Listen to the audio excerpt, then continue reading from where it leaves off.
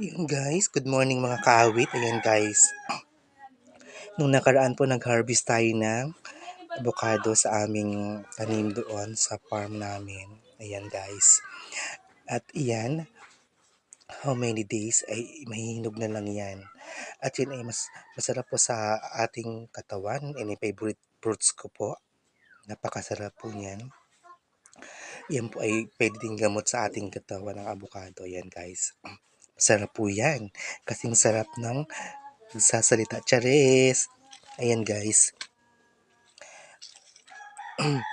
Um, Yan pong avocado is doon tanim po yan namin sa aming taniman doon sa aming sa may doon po sa palayan namin. Ayan guys, at ilang araw lang yan guys.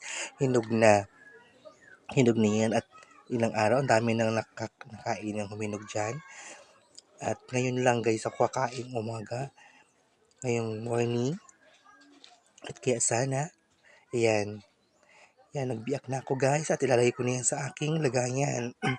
At yan, kakainin ko yan guys. Ayan mga kaawit, sobrang sarap niyan. Lagyan ko lang siya ng kaunti sugar. Ayan guys, at this time yan, kumakain tayo at napakasarap niyan po. Sobrang sarap, morning na morning. Yan po ang aking almusal. Ayan guys, thank you very much for watching. Bye-bye. Thank you very much, mama. Yan guys, thank you, thank you, thank you, thank you so much. Yummy, yummy avocado. Sarap! Tara, bye-bye!